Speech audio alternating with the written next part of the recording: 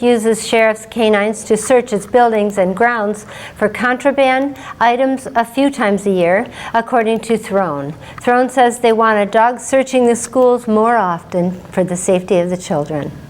And from now on, the Oxford Village Planning Commission will dedicate one meeting per month to draft an ordinance to regulate recreational marijuana businesses. In a 6-0 vote, commissioners approved BEMA's motion to devote the second regular meeting of the month solely to this particular topic. The second meeting will be occurring at 7 p.m. on the third Tuesday of each month. Commissioner Maureen Helmuth noted that she wants this meeting to have no time limit and to be an informal roundtable discussion with food available. The first meeting happens at 7 p.m. on the first Tuesday. An Oxford native recently took his first bold step by making a name for himself in the world of independent films. Candia, The World Within, premiered at the Gateway Film Center in Columbus, Ohio on June 30th. It's the first feature film released by Justice Skosh Productions, the co-founder of which is Zach Throne, a 2012 Oxford School graduate. There was a total of over 200 people attending that premiere. The next showing for Candia, The World Within, will take place on July 12th at the Capital University, Columbus, Ohio, and on July 13th during the Wapakoneta Summer Moon Festival. Congratulations, kiddo. The Banbury Cross Therapeutic Equestrian Center runs on two things, horsepower and manpower. The Metamora-based nonprofit organization is seeking volunteers to help everywhere from its spacious indoor riding arena to its front office. The organization frequently works with special education students from the Oxford and Lake Orion School District. For more information about volunteering, please visit the website below, www.banburycrosstec.org, or call 248-628-7433. Wow. I think that's such a great organization. We had the opportunity to help them with their fundraiser by promoting it on our station, as well as then covering it, and they just do such a fabulous job. Yes, they do provide funding for other organizations as well. They do. There is an organization. It's a Wounded Warrior Project kind of Great organization, and it's similar to that. That's not what it's called. I can't remember what it's called, but yes, and they have quite a group participating in that particular arena as well, no pun intended. What a great place. If you know nothing about Banbury Cross, please go to their website and see the great work that they do. What a great organization, and good people. Yes. I keep going like this. I want to volunteer. I just don't know that I've got the time, but you know, that's a stupid excuse too. I should probably try to give back a little bit. You know, you try to do everything you can, you know, for the community, and it seems like after a while you're pulled in all directions. I know. And then, of course, hubby says, or wifey says, we have some honeydews this weekend. Yeah, exactly. And it's really hard in the summer. You know, there's just so much going on in the summertime, and that's probably when they need the help the most. So just go up there, look at their website, or go up to where they're at. You can go on the website, find out where they're at. I'm sure they would love to give you a tour of the barn, and good people. They are. Golly. Yep.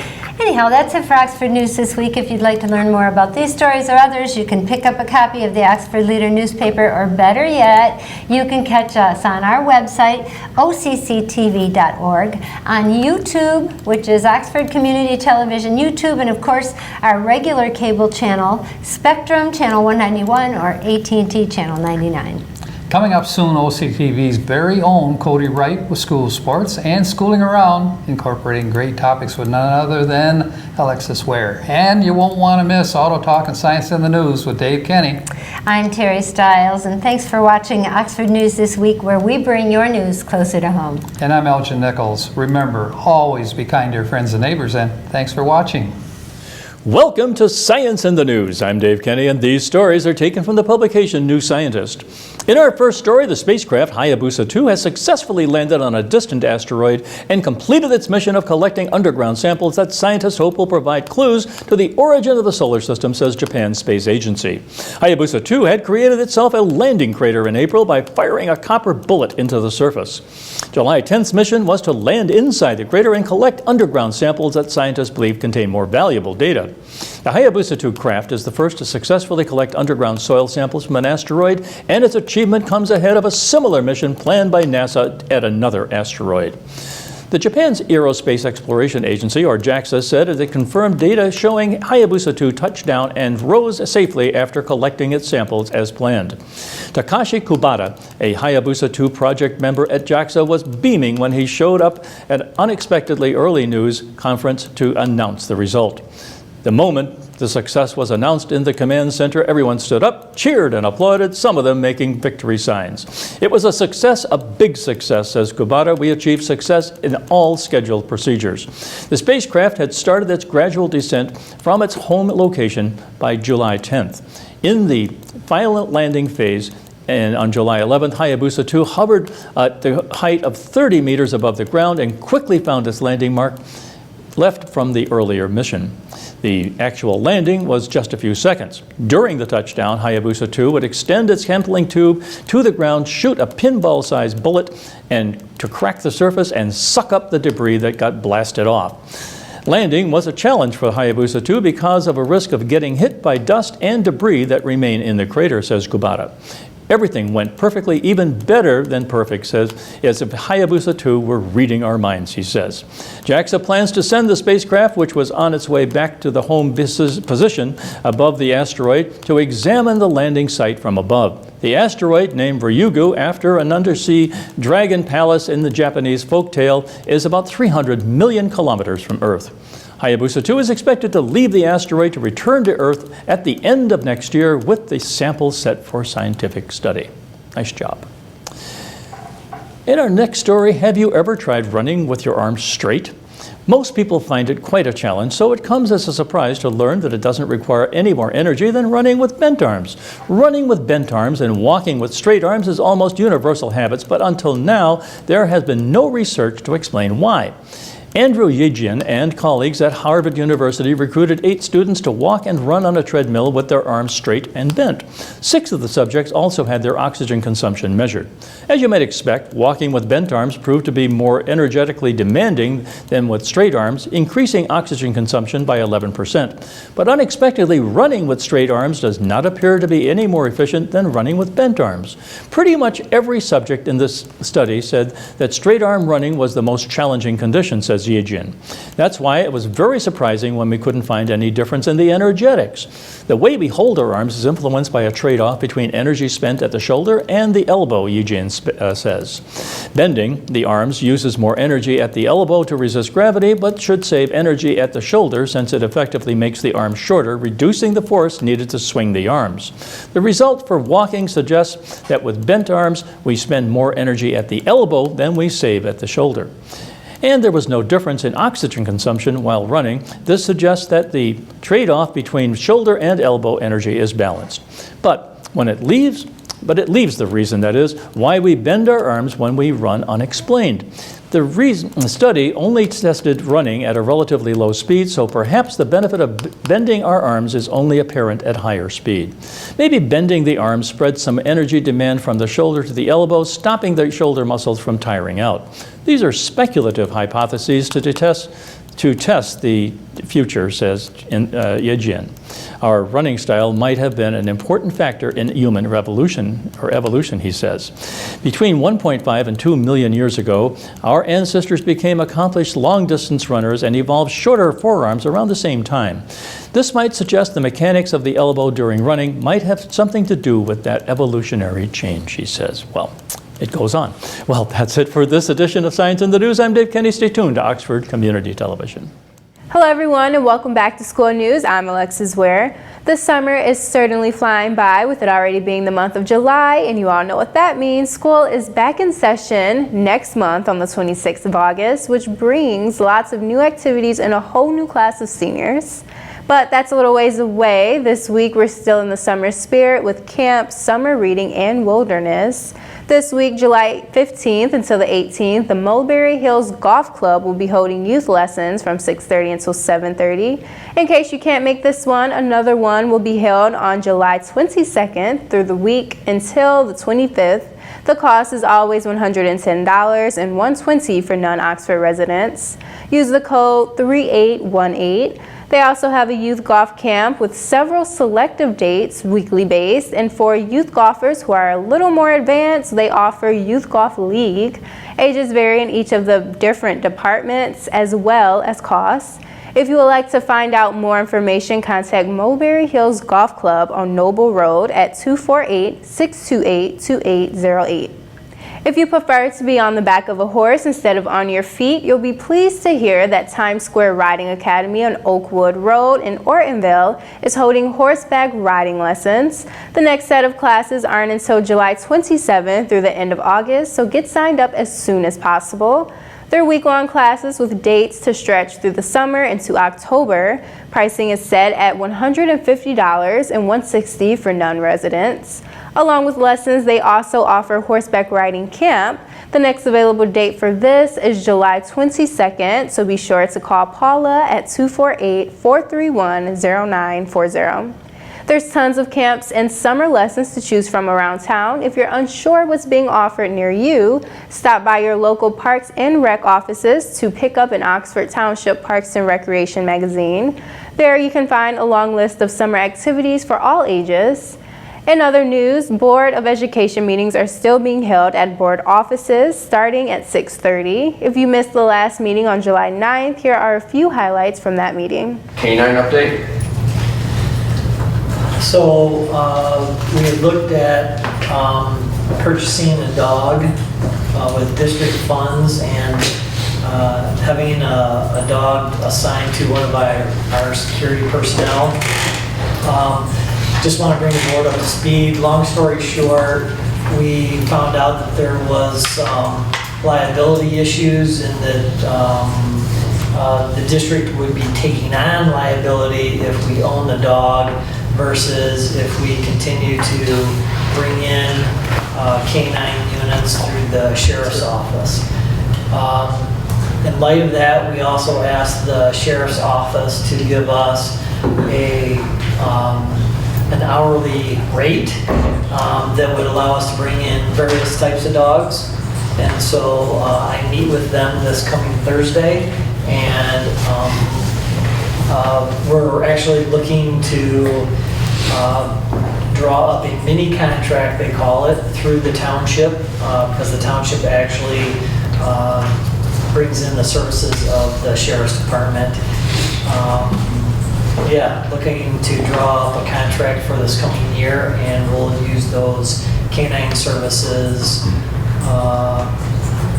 through the sheriff's office instead of ourselves.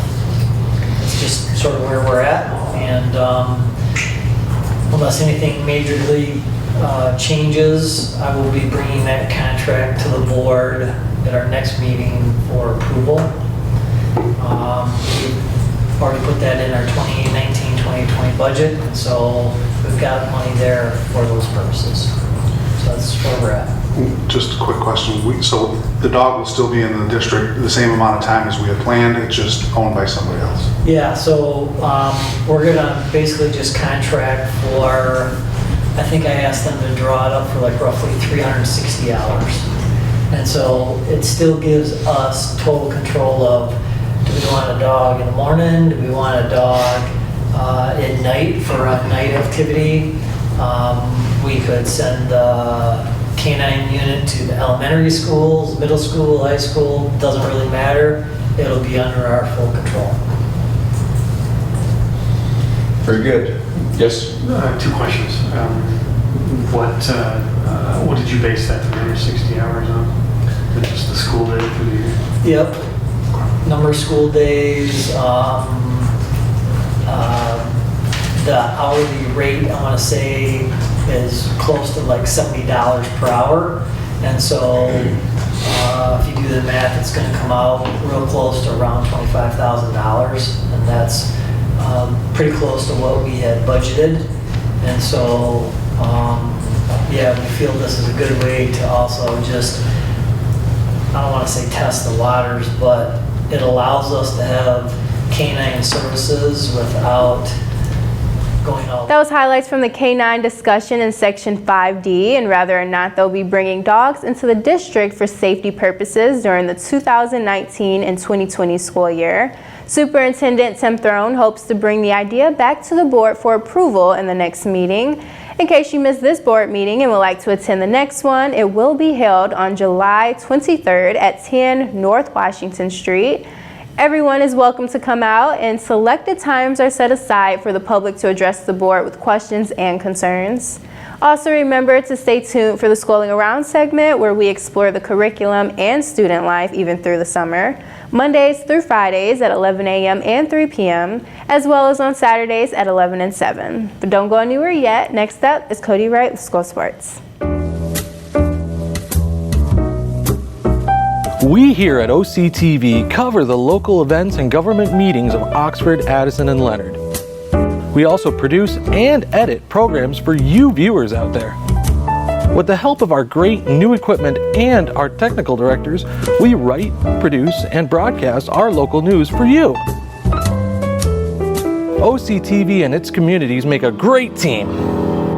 What's happening, Wildcat fans? Cody right back here with another sports report. Not a whole lot to go over this week. We got some senior softball action. Let me tell you, we are having so much fun covering these guys. I've been doing it now for about 3 seasons myself, and I believe we have been covering them as a station long before that.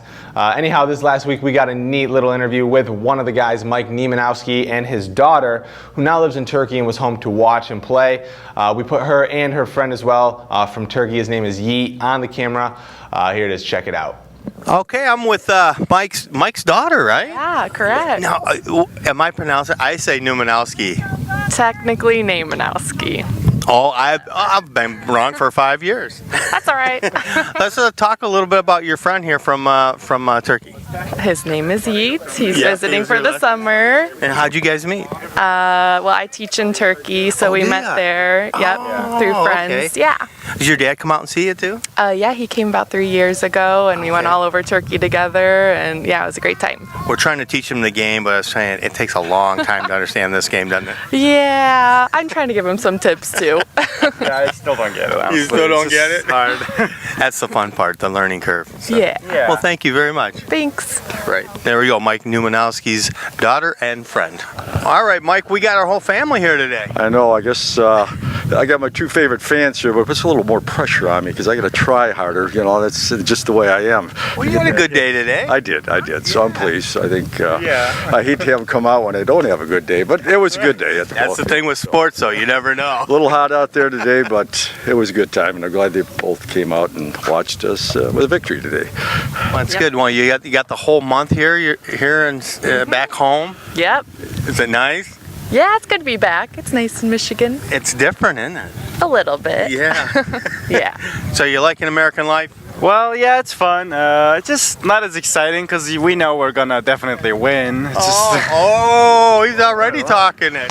Talking smack stuff, that's it. I don't know. So I don't know. Like after a point, you're like, we're winning. Yeah, that's smack in America. That's, we can't let the other team get mad at us. Well, no, you're right, though. These guys are really good. That's a great bunch of guys, isn't it? We are this year. We had another team, and we add some new guys, too. We're just kind of relaxed and happy-go-lucky on the bench, and it doesn't seem there's a little bit of pressure at times, but just a good team, and that's what gets you through this. Yeah. So that's why these guys been around. That's what other guys from the other team said. They come on this team, everybody gets along. He said they're still competitive, but they all get along. Yeah, it's kind of crazy. This is I think my 15th year playing in this team. It's crazy. It really? Yeah, started when I was just a young man of 55 years old. I'm not going to do the math. I'm not going to do the math. Well, thank you very much. I love your family here. Very cool stuff. Like I said, we don't have much to go over this week. We'll have some girls Parks and Rec action next week, as well as some more of the senior softball. This summer is going by fast, so if you're into these events, now's the time to go. Anyhow, to view our coverage along with many other programs, go to OCCTV.org. All of our coverage of these sporting events, along with many other programs we put together here at the studio, can be found on our YouTube page, which you can access through the website there. That is OCCTV.org. I want to thank you all for watching and remind you all to tune in next time. But until then, I'm Cody Wright. Go Wildcats. Welcome to this edition of Auto Talk. I'm Dave Kennedy, and these stories are taken from the publication Automotive News. In our first story, ZF Friedrichshafen will supply 8-speed automatic transmissions to Fiat Chrysler automobiles for use in rear-wheel drive and four-wheel drive vehicles. The deal is ZF's second largest order ever, following an agreement with BMW AG in April for the same transmissions. The transmissions, which will be fitted to vehicles with longitudinally mounted engines, have an integrated electric drive for hybrid variants. Production will start in 2022 at ZF's factory in Saarbrücken, Germany, with plans to eventually build the transmissions in the U.S. and China. ZF executives would not be precise about the size of the agreement, saying only that it was not too far away from the value of the BMW order, which had a value of double-digit billion euros over the contract's lifetime.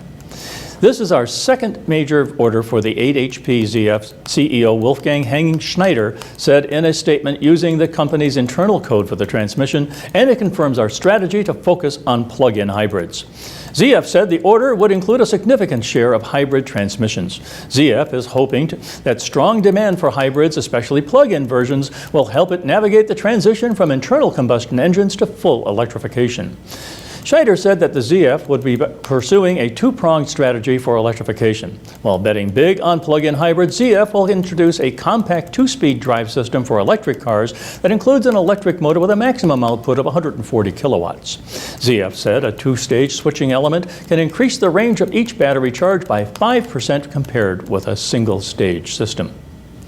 And over at BMW, BMW's X6 is getting redesigned for 2020 with beefier engines and for the first time an optional illuminated kidney grille. The 2020 BMW X6 will start at over $65,000 and arrive in the U.S. dealerships in November. The X6 will be the first coupe-like SUV and remains one of the most visible. It also underscores the continuing fragmentation of the crossover market. BMW foresaw the growth-inspired fragmentation of the SUV market when it introduced the X6 in 2008. Auto Pacific analyst Ed Kim said, "It seems a very puzzling move during a time when the formula for a successful SUV was pretty clear, an upright two-box profile and an outdoorsy personality," Kim said. The X6 is a niche midsize crossover that competes in the same space as the Lexus RX, Audi Q5, and Cadillac XT5. Kim said there are enough customers to justify the modest investment, especially as SUV market share continues to grow with increasing room for a body style variety.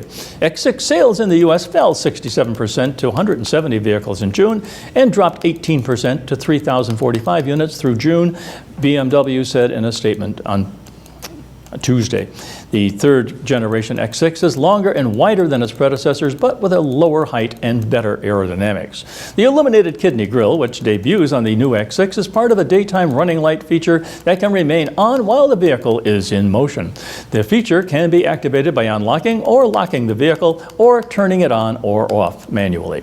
The SUV is available with two engines. The X6 S-Drive 40i and X-Drive 40i models are powered by the latest versions of BMW's twin-power 3-liter turbo inline 6-cylinder engine. The engine produces 335 horsepower and an increase of 33 horsepower over the previous model. The rear-drive X6 S-Drive 40i accelerates from 0 to 60 in 5.2 seconds, while the all-wheel drive X6 X-Drive 40 does the sprint in about 5.3. The sportier X6 M50i is powered by a new 4.4-liter twin-power turbocharged V8 that delivers 523 horsepower, an increase of over 78 horsepower from the prior model. The M50i accelerates from a 0 to 60 miles per hour in 4.1 seconds. Wow. And on the recall front, Mazda North America will recall more than 262,000 crossovers and cars to fix a software problem that can cause a loss of engine power or stalling without the ability to be restarted, the automaker said on July 10th. The recall affects Mazda CX-5 crossovers and Mazda 6 sedans from the 2008 to 2019 model years, along with Mazda 3 cars from 2019.